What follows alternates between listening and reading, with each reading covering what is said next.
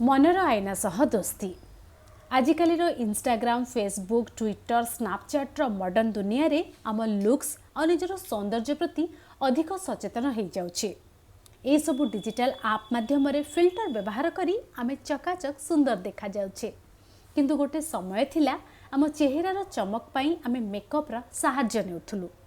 किंतु एबे फोन रे एते फिल्टर आप अछि जे जहा माध्यम रे निमिषक समय रे आमे सुंदर बनी जाउछे।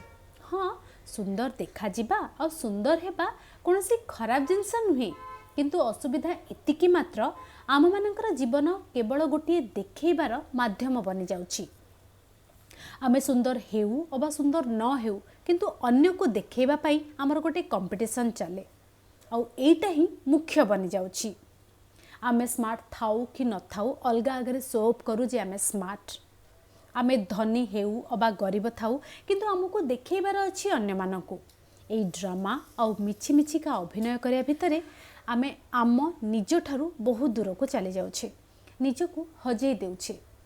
सोशल मीडिया फिल्टर भरा फोटो जेतिकी देउछंती सेतिकी निज मन भितरे निजको भल भाबे चिन्हंतु, निजको आईना रे देखंतु। कारण आईना केबे मिछ कहेना, आईना मिछ प्रशंसा भी करे ना। आईना केवल सत कथा ही कुहे। आम भितरे थिबा दुर्बलता को आमे जानी परिबा और निजको चिन्हिबार मौका मिलता है। आउ ए सबु सत कथा देखिले मन भितरे भी दुख हेबो, किंतु आमर कोनोसी क्षति हेबो नाही। बरं आमे आम निजको सजाड़ी देबा।